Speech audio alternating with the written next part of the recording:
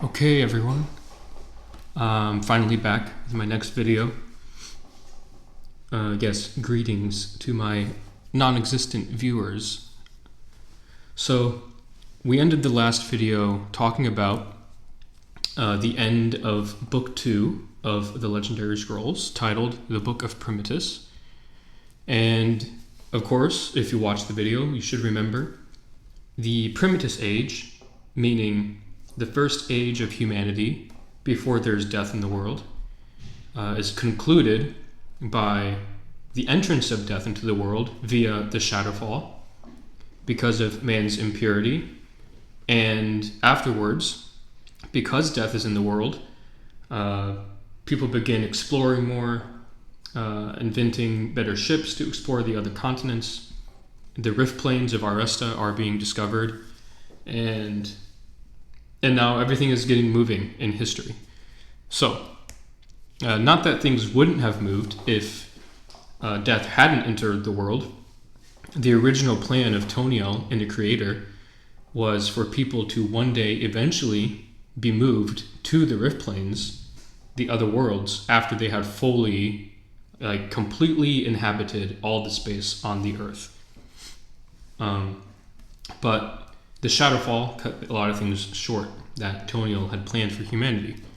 So, the first thing we need to look at, and this will be at the start of every single one of these series, these videos of the series, we need to go back to the timeline. If we look at the timeline, we have now covered the creation all the way up to the Shadowfall, which happened in the year 2580 AC. And remember, AC means after creation. So creation happened in 0 AC because, of course, it's the start of time. And 1 AC would be 1 year directly after the creation. So the Primitus Age covers 2,832 years of history because even though the Shadowfall entered in 2580, it's not until King Rakaza dies and Auden and Adia, the first man and woman, also die, that marks the age of the Primitus Age, officially. So, if we look here, we now enter a new age, a new eon, a new era of history in my universe called the Age of Peace. Now, why is it called the Age of Peace?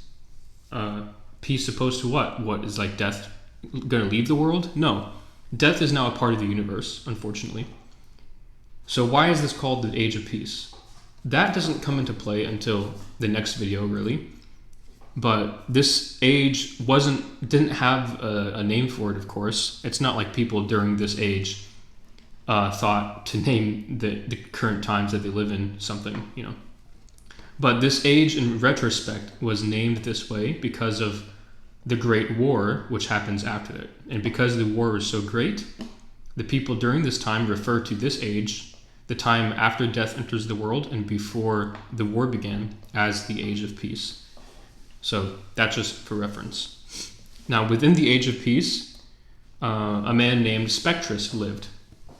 And he was once a very famous scholar and writer and historian and scribe who lived during the Age of Peace, of course. And in the year 3024 AC, so about a couple hundred years after the Primitus Age is ended, Spectrus writes records of a man named Atheon. So Atheon is the one who conveyed all the ideas in the following book that we will go over in this video. And of course, this is book 3 of the Legendary Scrolls, The Workings of Syntha. Now, the Workings of Syntha, the author is Spectrus. Like I said, Spectrus wrote this book. However, the ideas, the thoughts, the words themselves were provided to him via him listening to the sermons and lectures and philosophical studies of a man named Atheon. So, we're going to get into that. All right, we're going to start reading some of the passages from this part of the book. As Atheon grew in his wisdom, he learned things concerning the soul and the creation, and he began to write about them. Atheon was soon granted access inside the palace. Now, palace is meant to be capitalized. That's not grammatical mistake. It is a proper noun in my universe, because if you see palace capitalized, that means we're referring to one specific palace, and that is the palace of the kingdom of Empyria. And Empyria is the largest kingdom, the greatest kingdom in all of history. Not all of history, at least until the book ends, but even after this book, the whole book as a whole, even during the movies and after the movies, thousands of years later, Empyria is still the central kingdom prophetically. Kind of like Jerusalem is, but in my fantasy universe.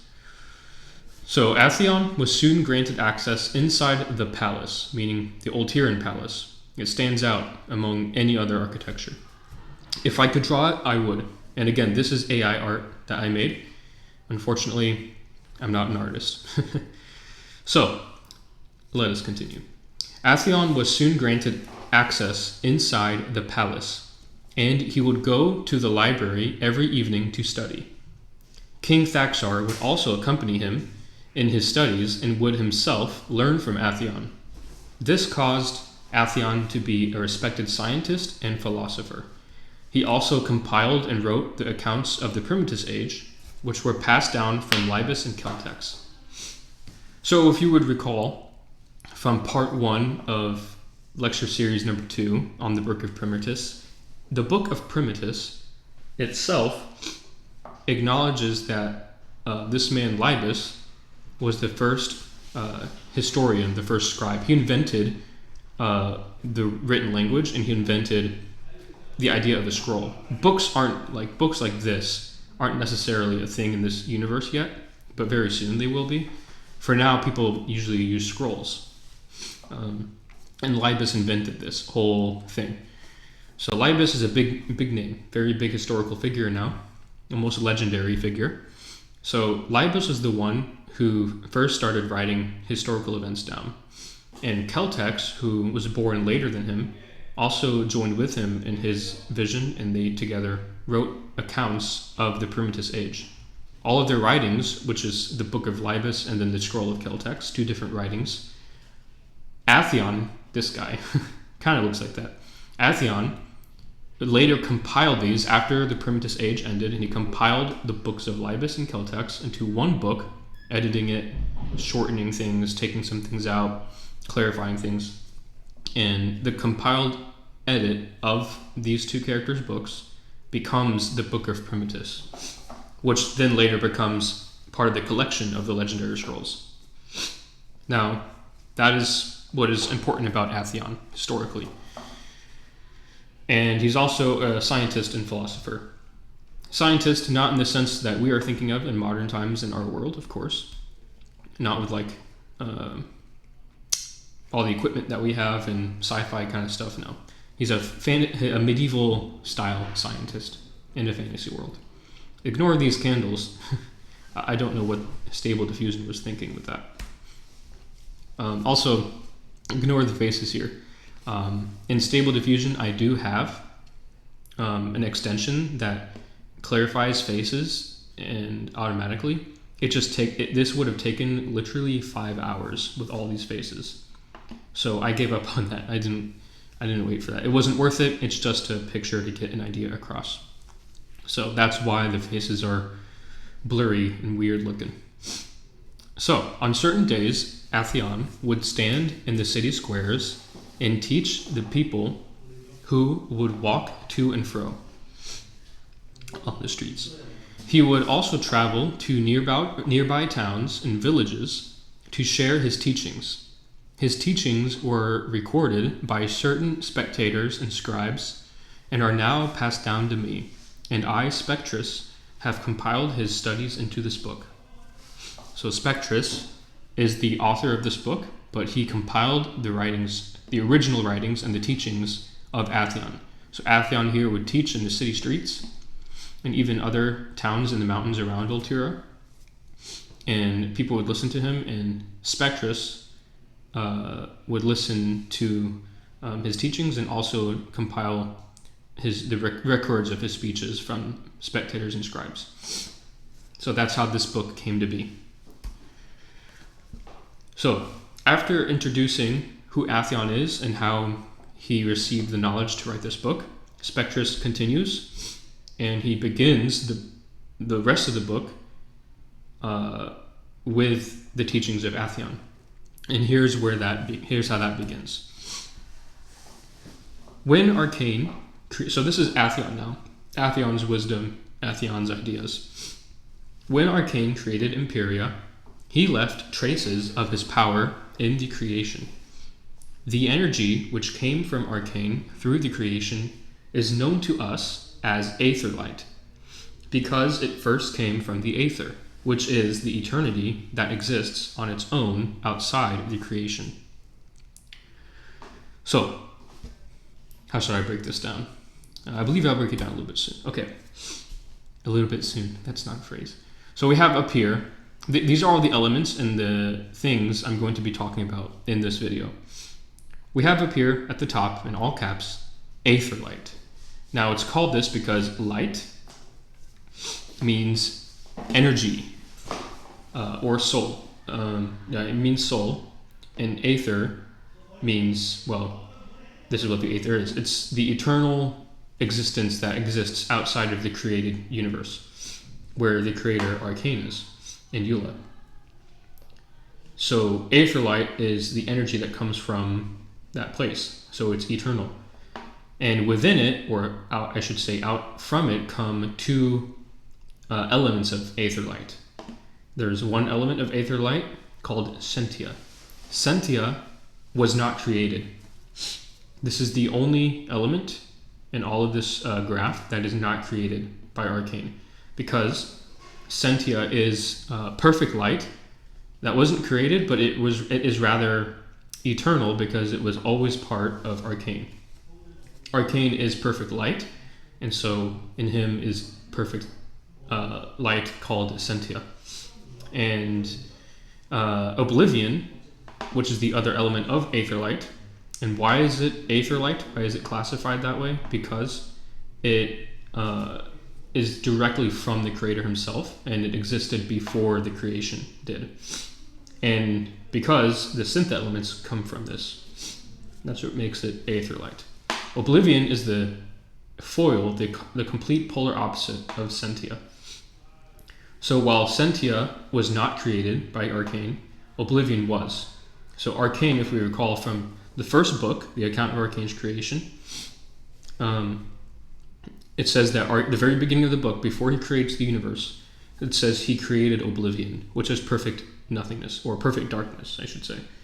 And so yes, the creator created darkness, and it's a perfect darkness that perfectly contrasts Syntha. So Syntha cannot overpower Oblivion. Oblivion cannot overtake the light of Syntha. And yes, these are meant to be their symbols. I drew this graph, I think in 11th grade, back in high school. This kind of represents the symbol of Syntha.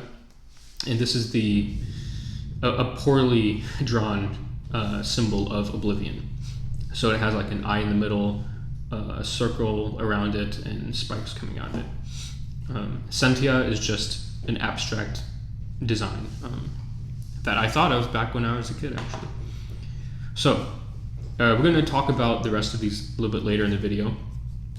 But for now, I will just say this, that Syntha and Oblivion are both the two elements of aether light, and from them come four elements known as Syntha. So that is what Syntha is. So hopefully now, why this book is called The Workings of Syntha makes sense. Moving on. So, as I just said, let me read this. The first form of aether light is Syntha, which is the light that comes from Arcane's very essence. Toniel himself was formed from Arcane's light. And I talked about Toniel and his creation back in the start with Arcane's creation, book 1. Therefore, Toniel is the only being within the creation with the power of Syntha. And because Toniel was taken from Arcane's light, he has the same mind and spirit as Arcane. Now this is highly important for everything in this universe. Toniel, though he is a created precursor in some sense, he is the highest precursor, and he is the only one who has ultimate authority in the universe because he wasn't created out of nothing like everything else the Creator made. He was actually formed out of a speck of the Creator's very essence, his light. And of course, his essence is his mind, his spirit, because the Creator is a spirit. He doesn't have a tangible body, and he's infinite. So you could say like a speck of his infinite light was given shape and put into the created world, and that is Toniel. That is who Toniel is. So he's distinct from the Creator in a sense, but he's also like the Creator's stand-in. So because he's made up of the Creator's light, in essence, he has the same mind and spirit as his Creator. You could say he's like the son of Arcane. In fact, that is what he's known by later on. People refer to him as the son of Arcane, or the son of the Creator. If that rings any bells, don't think too deeply about it. He wasn't originally meant to be a picture of Christ. He's not a picture of Christ, really, because the Trinity doesn't work that way.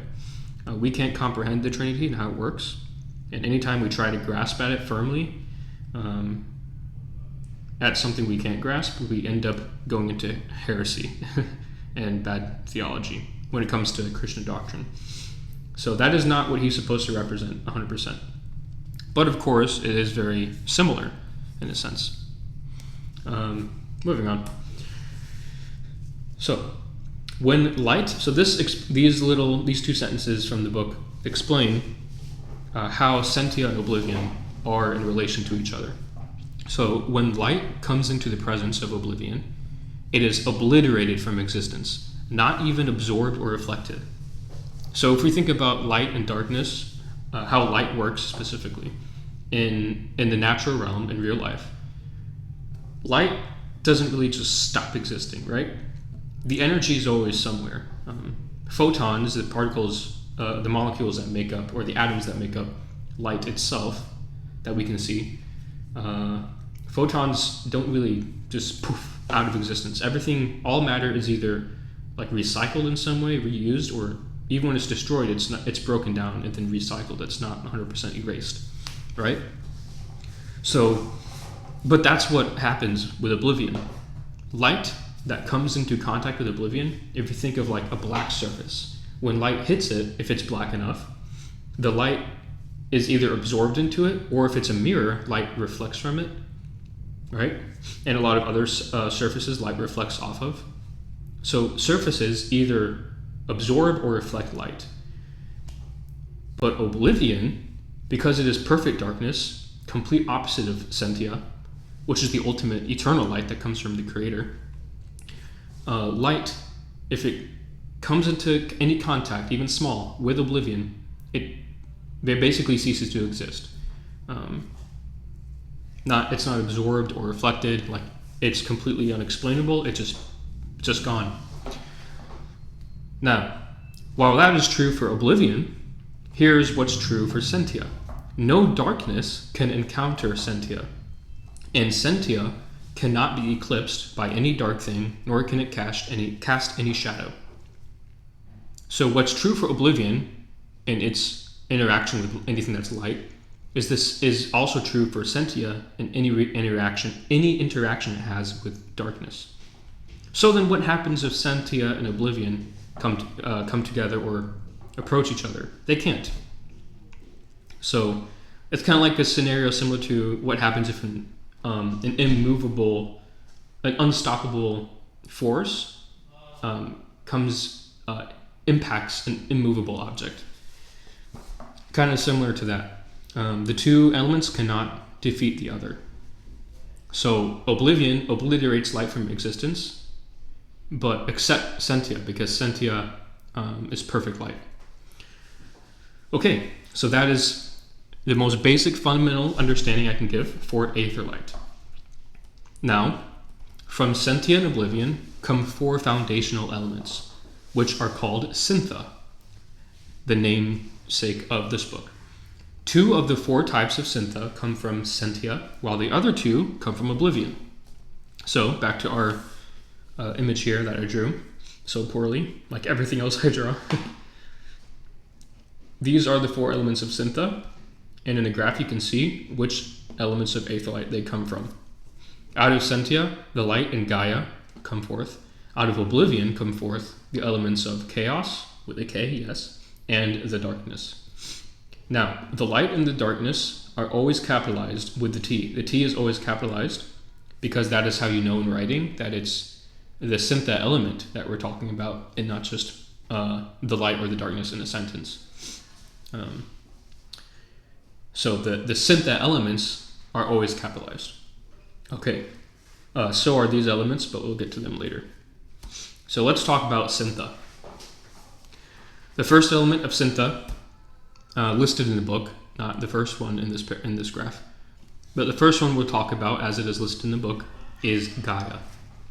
Now, the name Gaia, I got it from just hearing the word somewhere, I think, when I was in middle school. I later found out that I had probably heard that from a Greek mythology class I had in school, and I probably subconsciously used it in my world, but I'm not 100% sure of that. But Gaia is the element of creation, and it is found in the earth, the seas, the air, and all the kinds of living creatures. Everything in the natural realm was created from Gaia, so it's created from Gaia by arcane. The Esper, Maya, was created by pure Gaia as well. So this phrase here, everything in the natural realm was created from Gaia by arcane. It's saying the same thing as if I said everything in our universe was created from the basic building blocks, like the table of elements, like atoms, by God. Similar thing. In this universe, everything in the world is created from Gaia by arcane. And the Esper Maya, she is the Esper of Gaia, and she's made 100% out of Gaia. And Maya, the Esper, she is known as the mother of the elementals. So if we remember in the creation account, there's the four elementals, Ahira, Vera, Eva, and Iris, each representing one of the four elements, fire, water, earth, wind. Maya is their quote-unquote mother, and they're known as the daughters of Maya. Next is the light.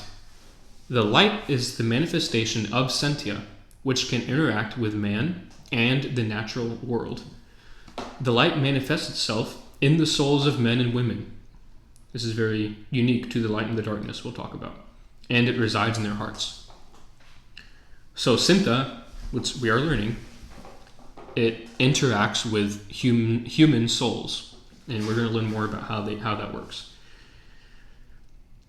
Now the light, unlike Gaia, and the darkness, unlike chaos, are technically just Syntha and oblivion, but for example, the light is Syntha, but simplified. I can't think of a better way to put it.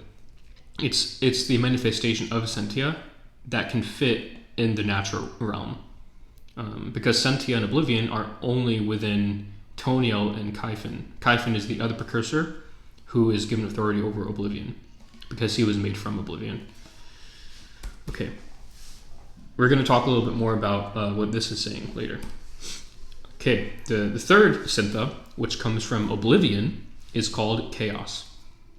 When Arcane created Chaos the Esper, he formed him from this element of Syntha.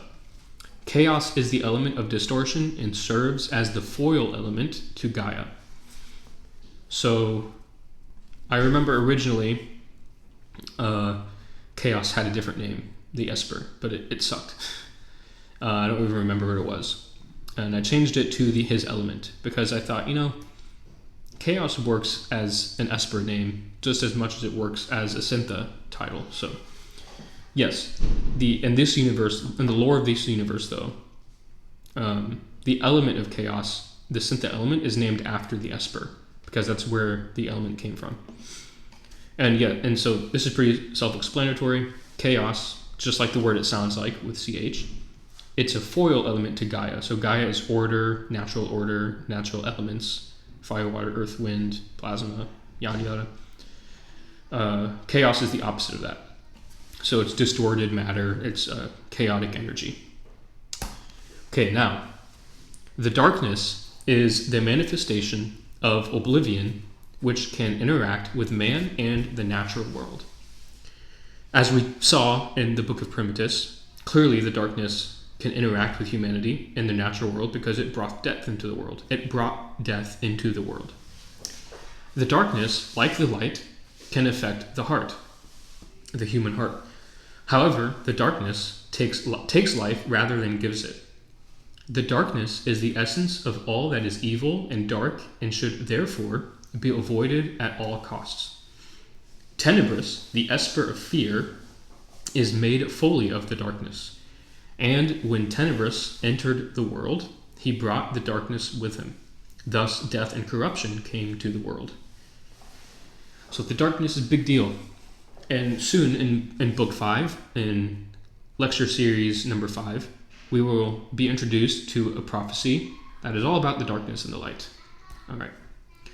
Okay, for now, moving on.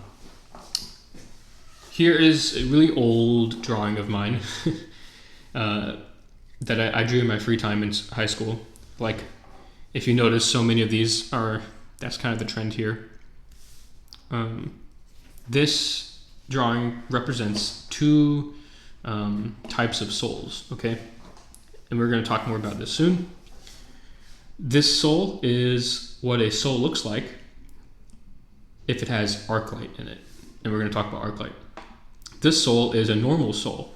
So like if me and you, if we were in this universe, our souls would be like this. And because we don't have arc light in the real world. So I'm going to explain this a little bit later. Okay, so back to this. As you can see here, there are all these smaller elements that proceed out of the 4 elements of Syntha. So we have here the light gives rise, or I should say, the light comes down to something called Ryakai, which is an element of arc light. And then we have Gaia, and these 5 elements of arc light coming from it, chaos and these 3 elements, and then the darkness becomes the arc light element of Umbra. Now let's talk about arc light. There are these separate classifications of arc light elements, but first it helps to know what arc light is, obviously. So arc light is made up of 2 small root words from the Ardonic language in this universe, which now post the Primitive Age, well, post Shadowfall, death entering the world, is now no longer used. And arc means, as we said earlier, energy. Light means soul. And so why is aether light called aether light? Honestly, when I made this up, I didn't think about that. But it sounded cool. It sounded better than aether arc. Aether arc doesn't sound right. Aether light sounds better.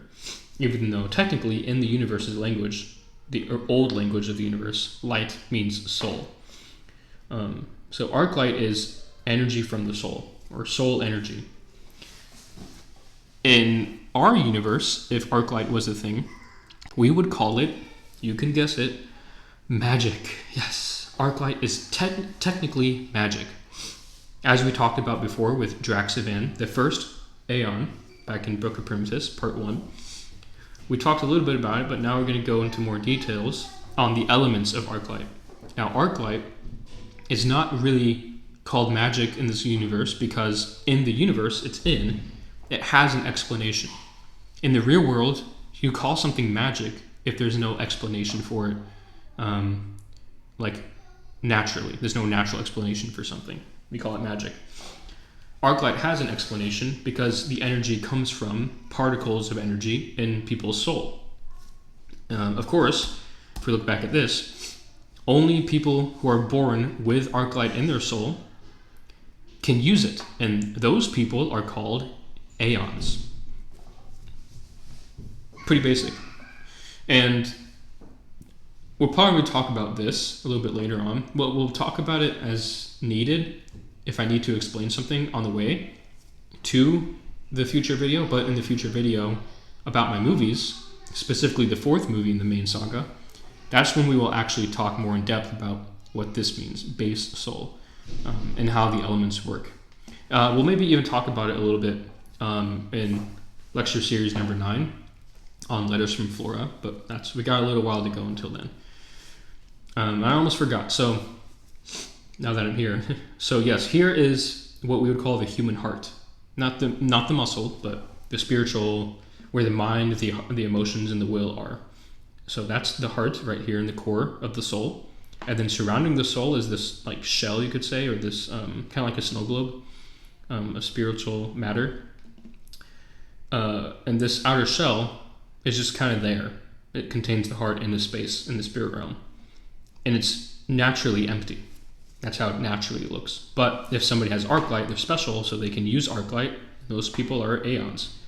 And you can kind of see here, but right in the very center of the heart is called the core with a K. The core. It doesn't really have any known usage or purpose. It's just what people who in later ages, like when science grows more and technology flourishes more after the Great War, so after this book, we got a long time to go until we get there. During that time when people discover more things, they invent this thing called a light scope, LITE scope, which is a very advanced invention that can examine a person's soul while they're in their body, while they're alive. If you hear noises in the background, I am doing this at my workplace. Moving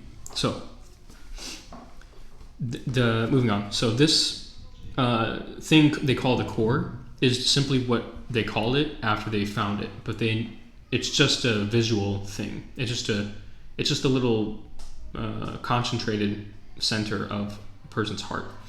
So they use the light scope to discover that in future ages. Not yet, of course. All right. Also, core is also used for, it also means something else, which we'll get to much later. All right, back to business. So, yes, here, the particles that are in the shell of a soul, there are many different elements of them, and they make up what is called arc light. Now, these are the elements of arc light. We have common elements, which means most people who are born aeons have one or more of these elements in their soul. So the particles that make up this area of arc light are one of these elements, meaning they can use these. Now, what's more rare elements are these 4 elements. Did I miss the 4th? Yes, I did. I missed Scion. But I did draw this a long time ago.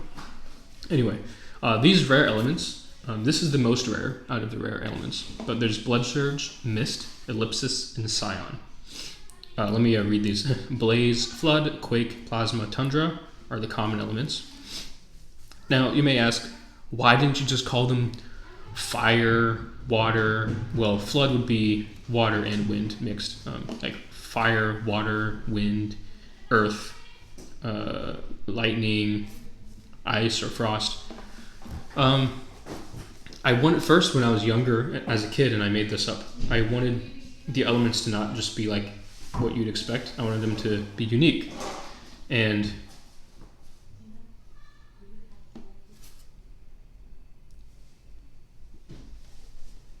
sorry.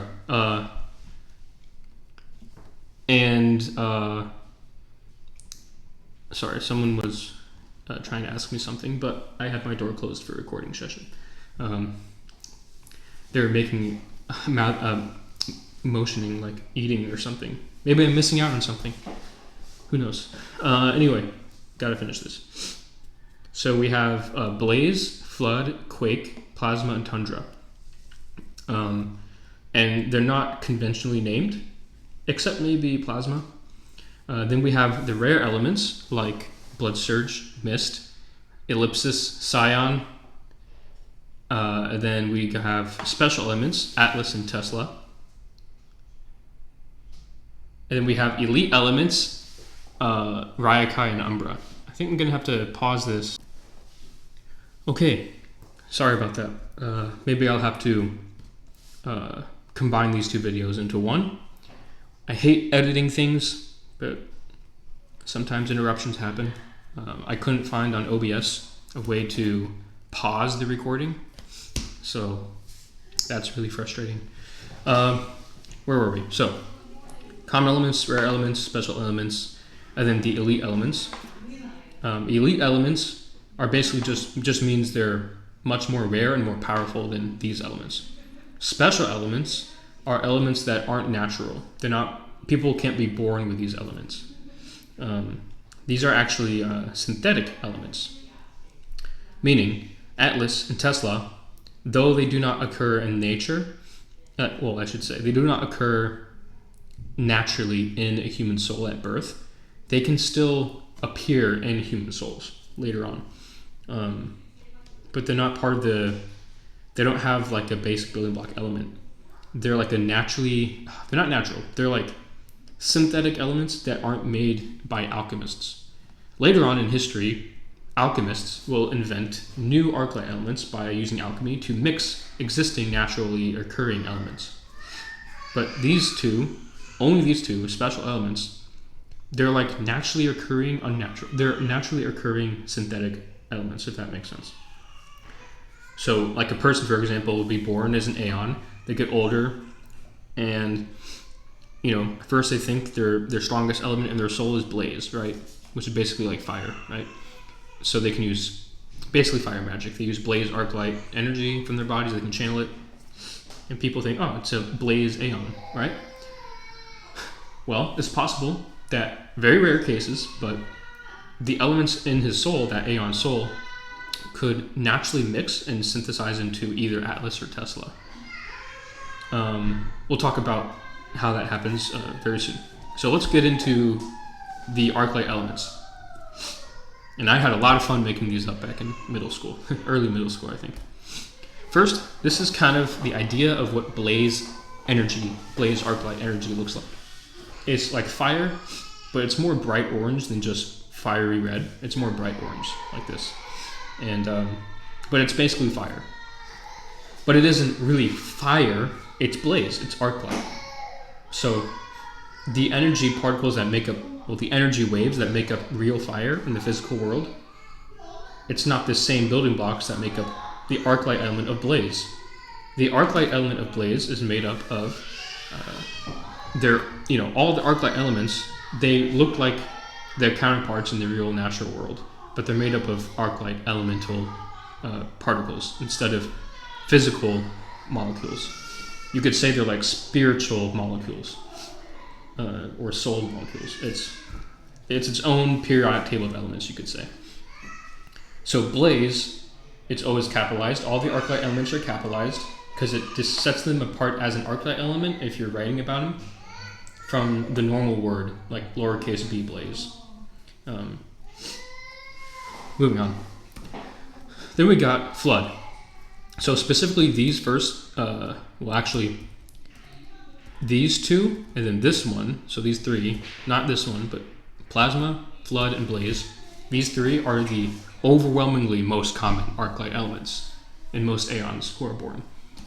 So flood is a mix of water and wind. So the particles of arclight energy in a soul that make the flood element, when they're channeled through the body, it looks like water and wind magic. So, but it's not like it's a mix of those two things. It's just flood arclight is that, but it's not like a mix of water and wind. It's its own standalone particle that makes up this energy. But when used and channeled, it looks like water and wind do. So it's not water magic, it's not wind magic. It's like storm magic, you could say. Next is quake. Quake is not really earth magic. It doesn't generate rocks or anything like that. That's not really how arclight works. Rather, quake is like this kind of energy. This is how it would look if you channel it from your body. Typically, I'll kind of give a scenario to best illustrate how quake looks and how it works. You can think of it as seismic energy magic, like seismic waves. It's kind of translucent, and it has a little bit of an orange gold hue to it, but it's mostly translucent and colorless. So not this strong of a color. but it does have that kind of hue there a little bit, very faint. And yes, this is where I got it, so copyright or whatever. But this gives an idea of what it looks like, not AI art, clearly. So Quake. Okay, if somebody is an Aeon who is using Quake Arclight, and let's just say they have a weapon like a hammer, which is very stereotypical for Quake users. They have a hammer. They infuse their Arclight. They channel it from their body into the hammer, and he swings it down, and it hits the ground, and then you would see like a seismic rippling wave go out from the hammer and go a far distance on the ground. That's Quake Arclight, basically. Moving on. Next is the third most common Arclight element, plasma, which is just how it looks. It's not lightning like you see in a lot of media, fictional media, when there's lightning magic in something. It looks more specifically like plasma in the real world, like it's purplish, reddish kind of hue. But it acts like lightning does, so that's all there is to say for that. These pictures, I tried finding pictures that best give the aesthetic of what the Arclight element looks like, clearly. Next we have Tundra, which is not the same as Flood. So Flood it acts like water and wind together, but Tundra acts kind of like wind, but it's not wind, it's frost. It's not ice, because ice is frozen water, meaning there's already water a part of it. So Tundra doesn't really tie to the Arclight element of Flood. It's its own Arclight element, and the element acts the same way frost wind does in the natural realm. So Tundra isn't frozen water like ice is. It's frost. So it can freeze water, but it isn't the frozen water, if that makes sense. So ice as an element is different from Tundra as an Arclight element. All right, now these are the rare Arclight elements. First is Blood Surge. Blood Surge is basically chaos, the Syntha element of chaos, in the form of Arclight.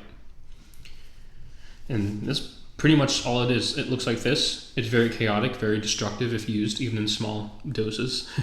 If you use a little speck of Blood Surge, it's still very destructive. That's about it. Now, certain Arclight elements can affect or be affected by the personality of the person whose soul they're in. And even in modern times in this universe, scientists and alchemists are still studying, trying to figure out, is it one way with the other or both ways? Like, what is the cause and effect relationship between a person's core personality and their temperance, so to speak, and the Arclight elements that are strongest in their soul? Like, do the Arclight element particles and how many there are of a certain kind of element impact the heart of a person and their core personality? Or is it the other way around? Does their personality have an impact on the strongest Arclight elements? So people speculate about that in the universe. But I, as the creator of this universe, already know it's interchangeable. It's fluid. So kind of similar to how the mind and the brain work. With your mind, you can shape new thought patterns, and that can create new pathways neurologically.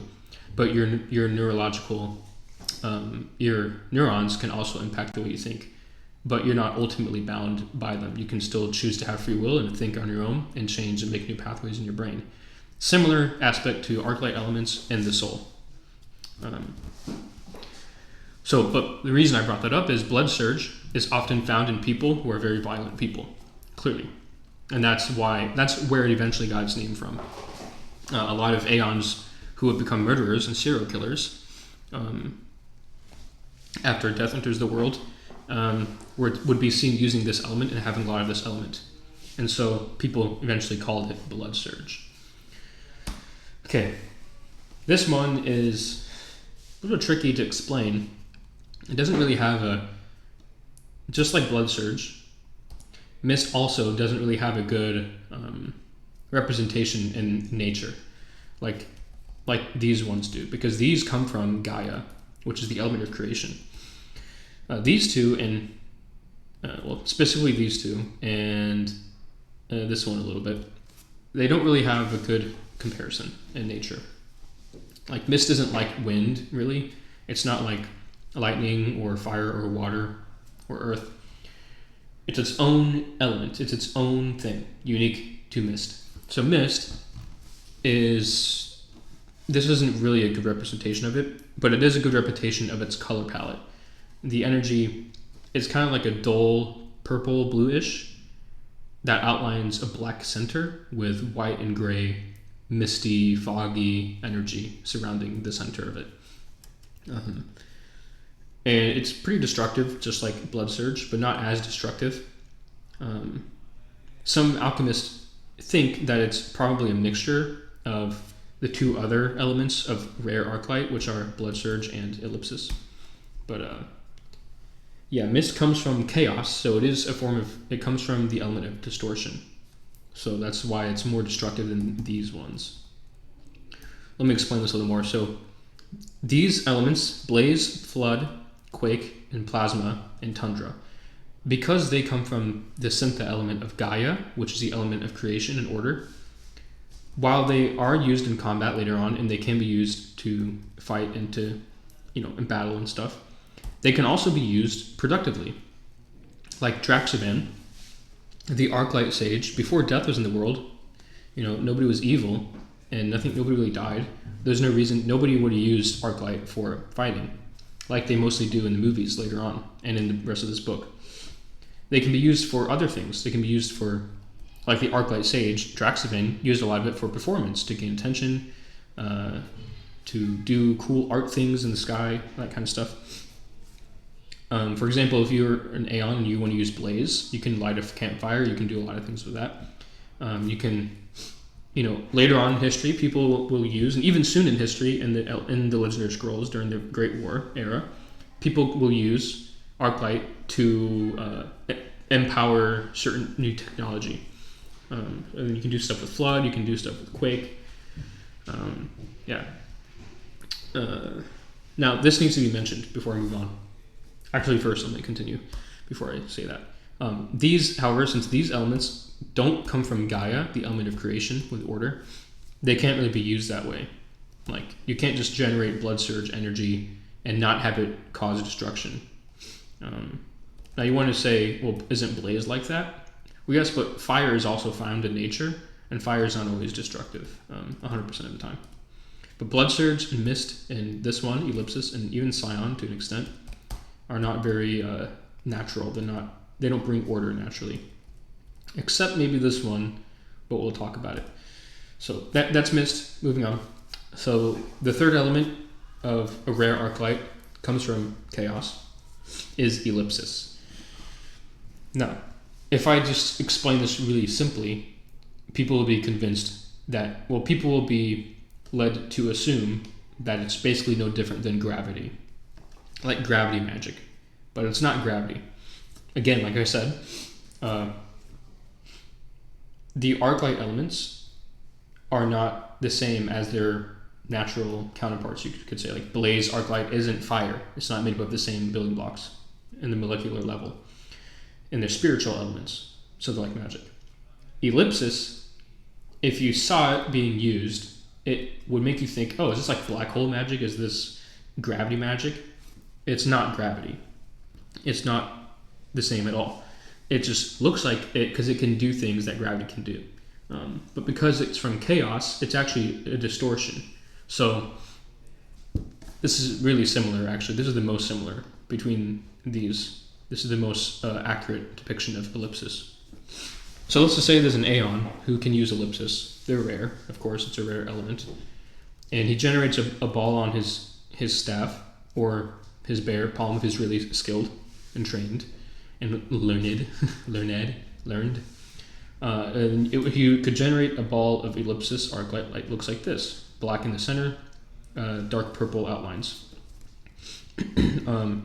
It would look like this, sort of, and he could cause it to act like a black hole, or he could cause it to repulse things, kind of like magnetic energy.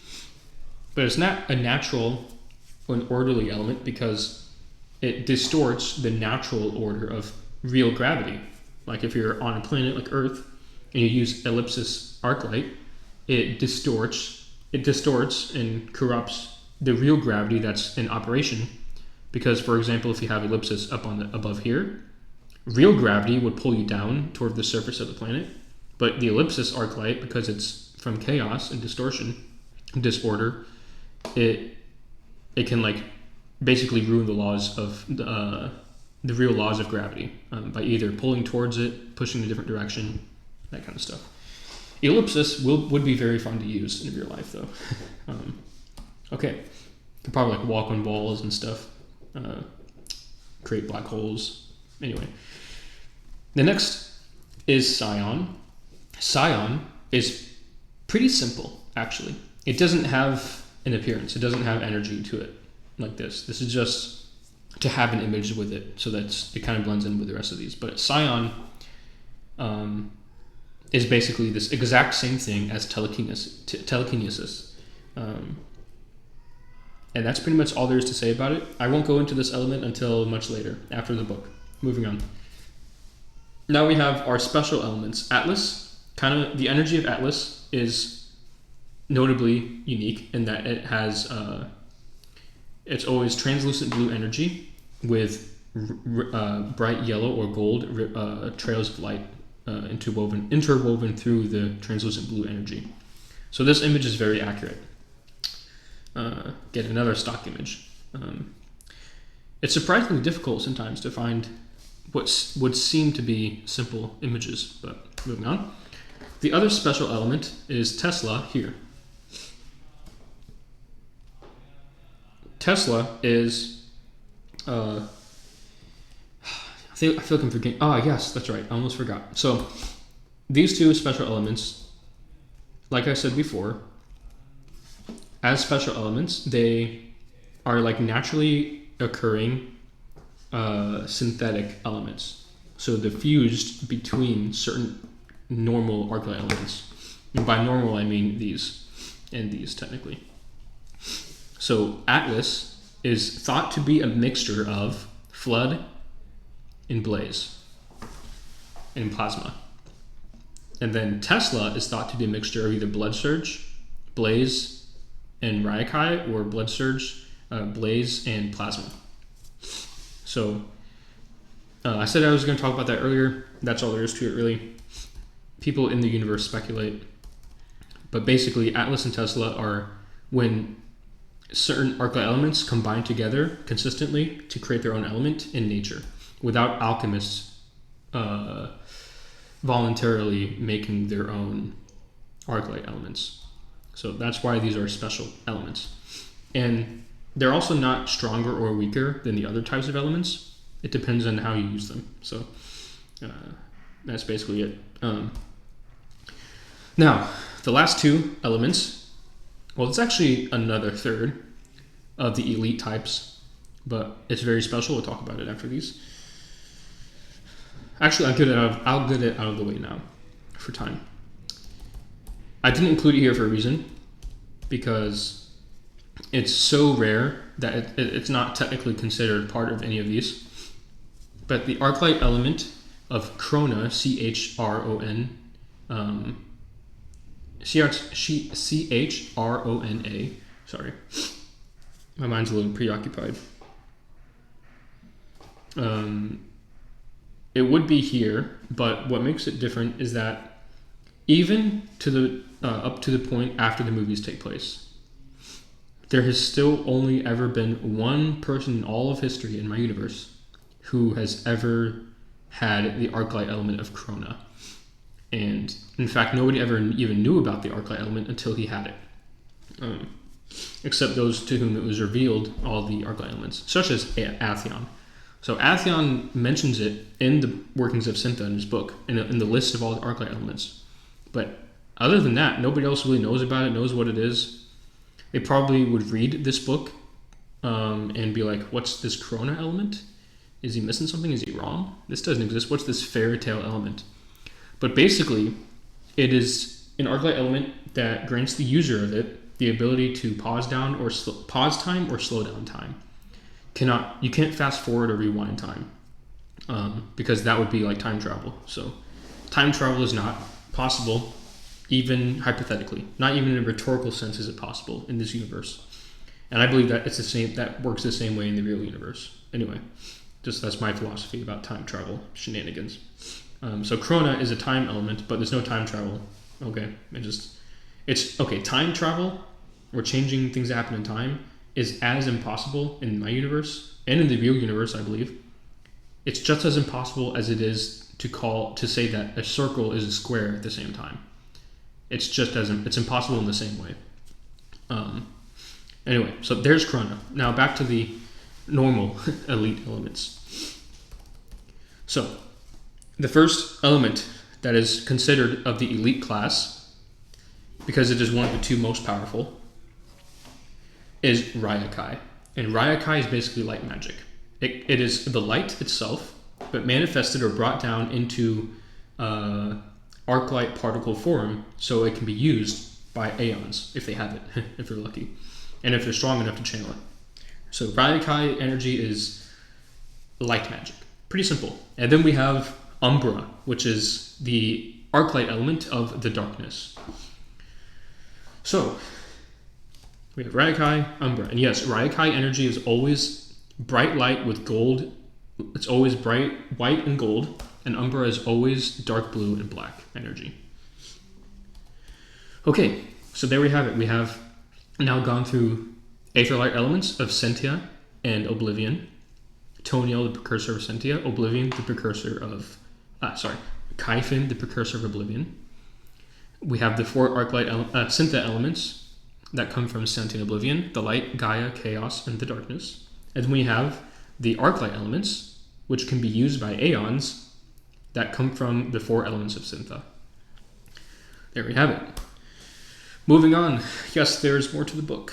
I think this will be my longest video so far, but I didn't want to split up this book into multiple parts because I wanted it all to be cohesive together in one video. Okay.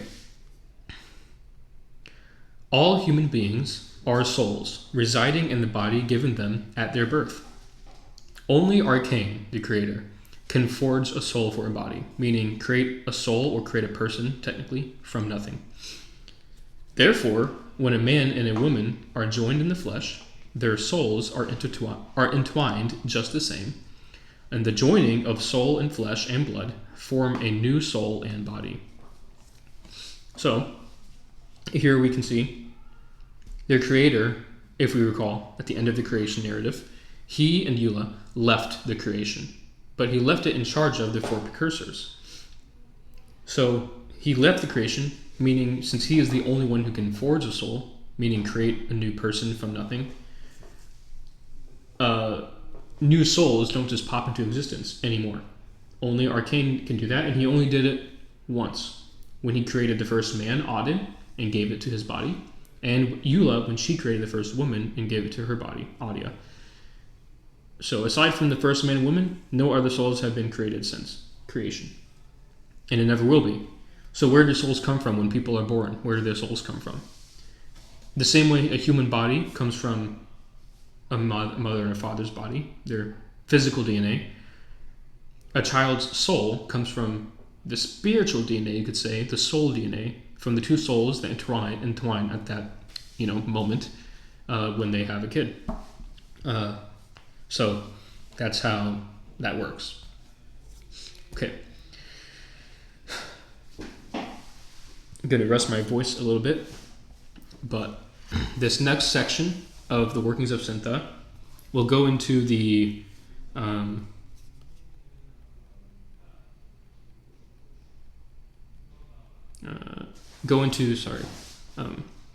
preoccupied here.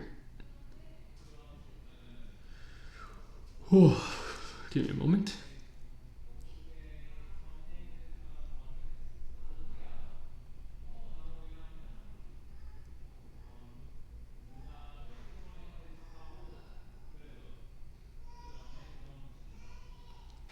Okay, so I'm gonna drink some water. I think I need water.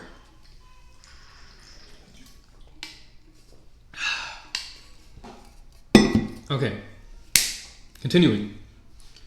Okay, so continuing on with the workings of Syntha, we have now a portion of the book where Atheon and Spectrus, recording Atheon, goes into this writing, this revealed word from Tonio, the precursor, called the Law of Tonio.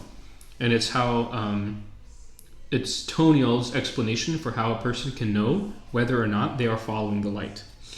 So as I said earlier, when talking about the Syntha elements, we have the light and the darkness, which they can both affect people's souls, their hearts. The light, a person can have the light in their soul or the darkness. Now we're going to learn from the Law of Tonio, which I copied in full here, so we're reading the whole Law of Tonio. This is how very basic workings of how the light and the darkness affect the heart of man. Here we go.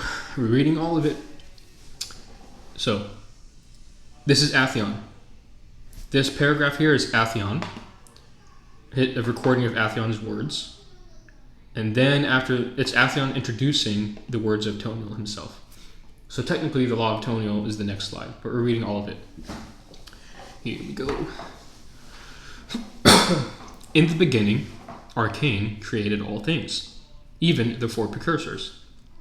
But he formed Toniel from a speck of his own light. Therefore Toniel, once the creator left his creation, was given authority over the creation from on high in Amnia, having the same nature as the creator and being made of the same essence, in spirit. In spirit. Therefore, since Toniel is the ruler of Amnia, and since he has the same mind and spirit as Arcane, let what he has said concerning what things pertain to the light and what things do not be read and understood. If any man will seek to follow the light, he must seek also the one who is the source of it, being Tonio. In the light there is no evil, just as in the darkness there is no goodness. And if anyone will seek after Tonio, let him heed his ideals, as he is the highest precursor. Hear now the words of Tonio himself. So there we have it. That's the introduction. Now we get into the law itself. This is now Tonio's words directly.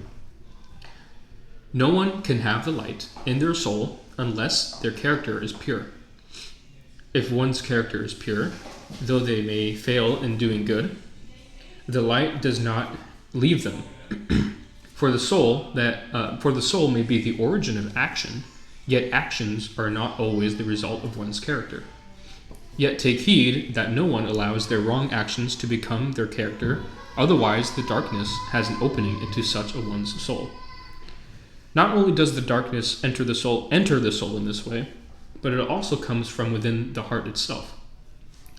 Now this is only possible now because Tenebris, through the Shadowfall, through death entering the world, has touched the world and humanity in turn, in process of that. Otherwise it would have never been possible for the darkness to arise from the heart of an individual.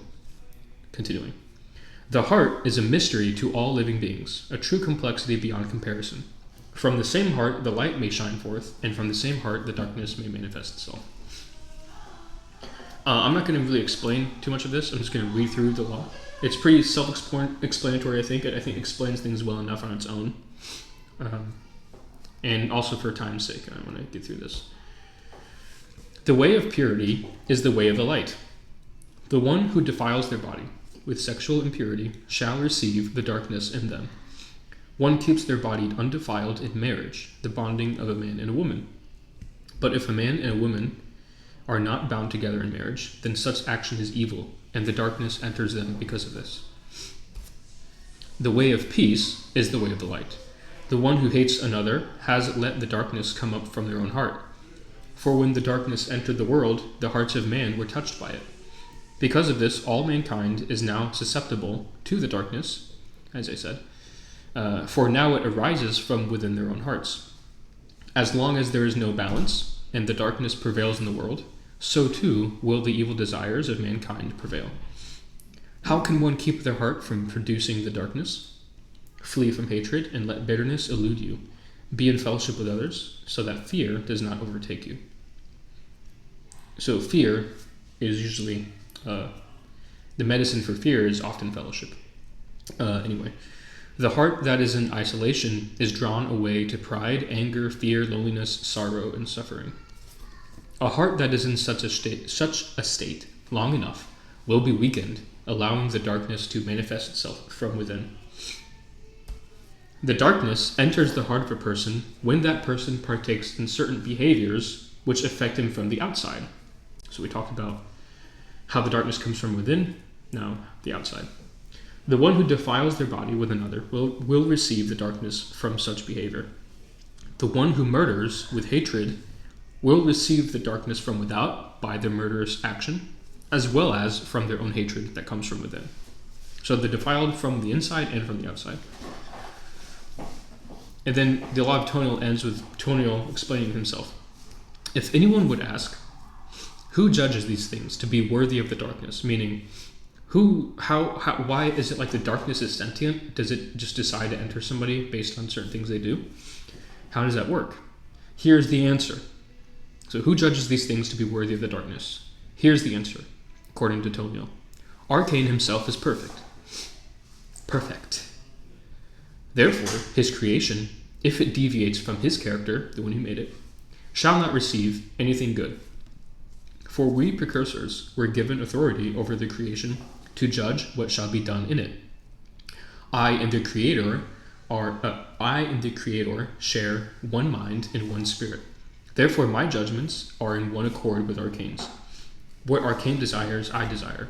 If anything a precursor does is not aligned with that which Arcane himself would desire, were he there, then that precursor has failed his purpose, and he shall answer unto me. This actually happens in the next book, fittingly enough. Moving on. Okay, there we have it. That's the law of Toniel.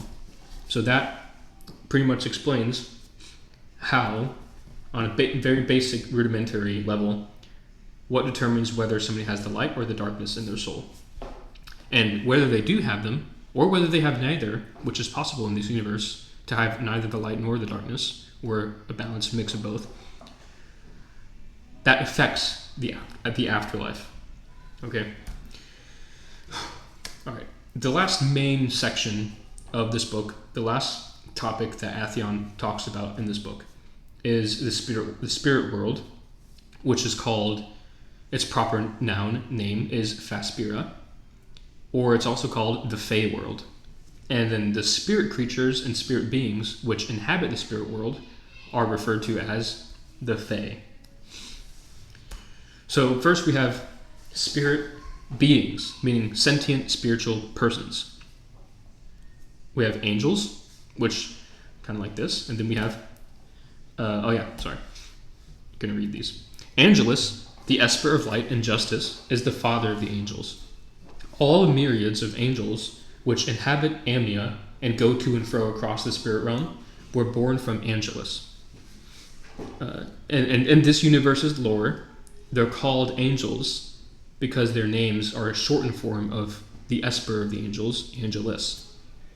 Anyway, angels are made of spiritual light. There are male and female angels in this universe, yet they do not reproduce, being mere spirits. While they are spirits, they can also manifest themselves in human form.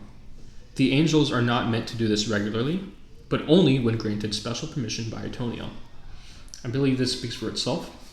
To save time in my voice, I'm going to move on. Then we have demons, the other type of spiritual being. Now, there's only two types of spiritual beings, angels and demons, meaning spiritual beings are spiritual beings that are sentient, and they are persons, they're people in a sense. And then the rest of them are spiritual creatures, meaning like animals, they're not persons, they're not sentient, but they are spiritual entities. So here are demons. This is how they're explained or described in the book. While angels are born of Angelus, demons are born of chaos, the Esper of wrath. Demons are made of spiritual darkness, and their spiritual bodies are infused with the very fires of Hilvan. Some demons may be male or female, while others may not. They're more weird, perverted. Demons also have the ability to manifest in human form, just like angels. However, since demons are twisted creatures, their incarnations never have a concrete figure or appearance. Unlike the angels, the demons have lower and higher ranks among them. Angels don't really have ranks.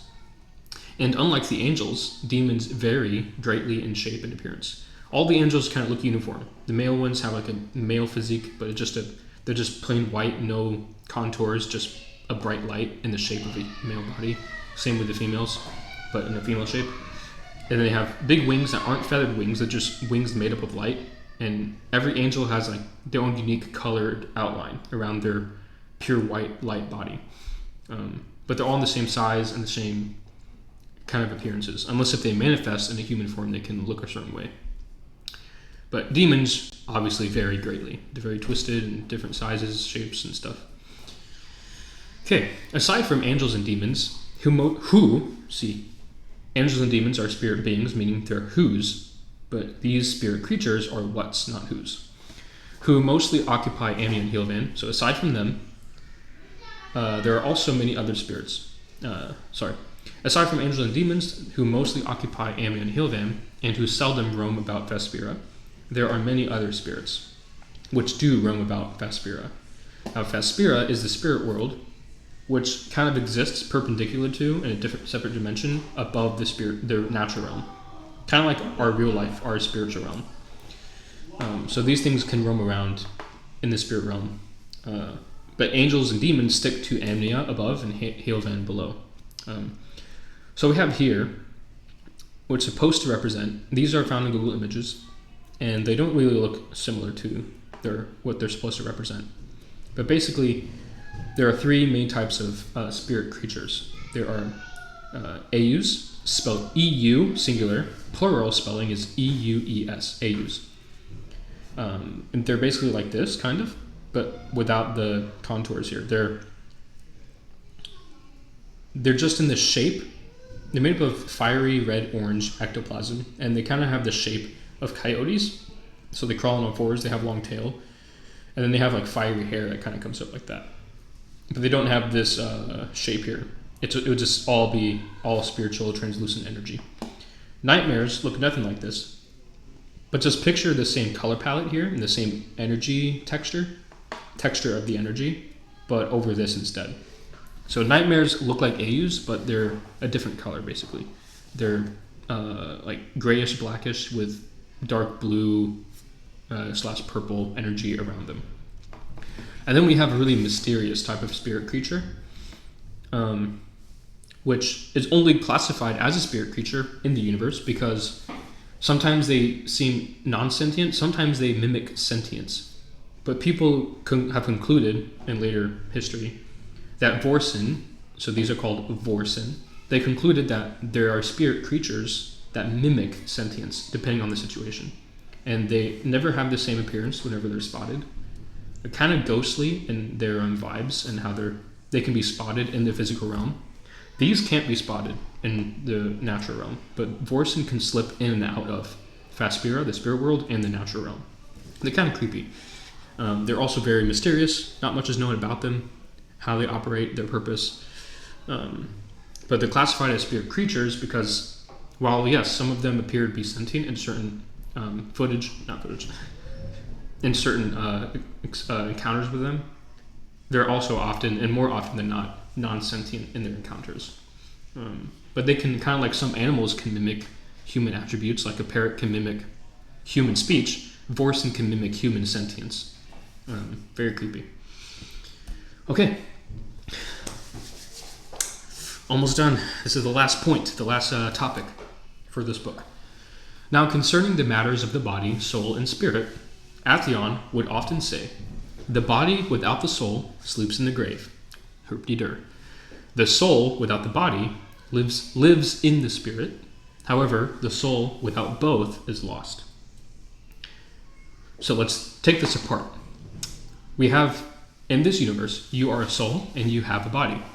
When you die, that death is a result of your body stops working permanently, and then the result of that death is your soul, you, basically your personhood, who you are, your first person experience, your consciousness, which is called the soul here, and has a shape, as I went about earlier in my drawing. Your soul leaves the body right at death. So same as our world, relatively speaking. However, in my universe, it's a bit different after that. In this universe, once the soul leaves the body, because it's in the spirit world, the soul needs now a new body that can operate within the spirit world. So a body that's made for the spirit world. So the soul without the body lives in the spirit. So a soul without a physical body has to live in a spiritual body. Otherwise it can't operate or do anything. However, the soul without both is lost. Both what? Both meaning both its physical body and without a spiritual body. So I just today drew this, kind of in a rush, but I can't draw anyway, so I don't put too much effort into it. Let's examine this poorly drawn graph of mine to explain how this works. So we have here a body. The X just means the soul has left the body. So this is death. Here, this is the moment of death. At the top, this is everything that can happen to a soul that has Syntha energy in its soul at the point that it dies. Here is what happens to a soul that has no Syntha energy in it at the point of its death. Or I shouldn't say it, their death, because a soul is a person. Like this is you, the I in you, okay? The I of a person. Not E-Y-E, but I, the letter I. So the soul leaves the body at death. If it has Syntha, it generates a spiritual body, because only with Syntha energy can there be enough energy to generate a spiritual body for that person. And the spiritual body will look exactly like their physical body. Well, exactly like it until one of these 2 points. So first we have, if you die, in this universe, if a person dies and they have the light, which is, again, one of the 2 elements of Syntha that can affect the heart, the light being in the soul gives the energy of the light generates the spiritual body. And because it's the light that's generating the body, it generates a pure spirit body.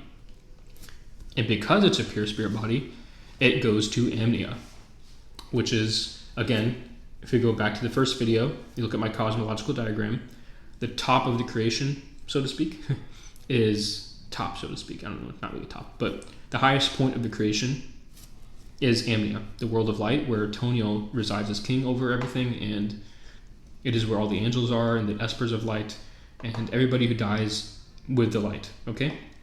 Now, these people who are pure spiritual bodies, they are known as sentients, named after the element of sentia. So sentients, so Empyria is full of Toniel, the precursor as king, the espers of light, Angelus, Virga, and Maya, and then all the angels, like trillions and trillions of angels, and all the sentients, so people who die and go to Empyria. That's what happens with a pure spirit body. What happens if you die with the darkness? Well, if a person dies with the darkness in their soul, that darkness, well, the darkness element cannot generate a pure spirit body, clearly, so it generates instead an impure spiritual body. Now, an impure spiritual body, because there is justice in this universe, and also it's just a natural consequence of impure spirit matter, it goes to Hilvan. This is endless fields of flames. This here, I tried drawing here, like here is like the throne, capital T throne, where Toniel sits in the sanctuarium. And then here, I tried drawing what might look like what the castle of King Argosax might look like. And he's the precursor who has authority over Hilvan and all the souls who go there. I should say all the spirits who are there. So we have Toniel's throne, Argosax's castle, or mansion. It's more like a mansion. Okay, now we talk about this.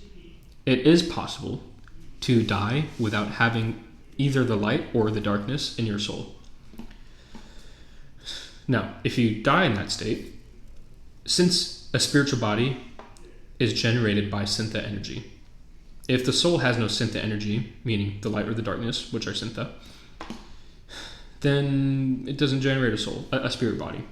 So it's just kind of left to roam aimlessly in the spirit realm, the spirit world, where the body died. Like, Now, a soul is a person, but imagine if you have consciousness, but no eyes to see, no hands or skin to feel, no. Sorry, I'm just blanked. No eyes to see. You have you are consciousness, but you have no eyes to see, no skin or hands or feet to move or feel anything, no tongue to taste, no no throat to give sound to your voice. It's pretty awful, right? Well, that's basically what it's like to be a soul without a physical or spiritual body. Now, these souls go to the soul world, or Animorba, which is where the fourth precursor, Rakias, he has authority. He is the king. Rakias is king over this soul world. He overwatches the lost souls. And the world is like a giant, vast plain full of giant pits and basins where all the lost souls are thrown into by King Rakias.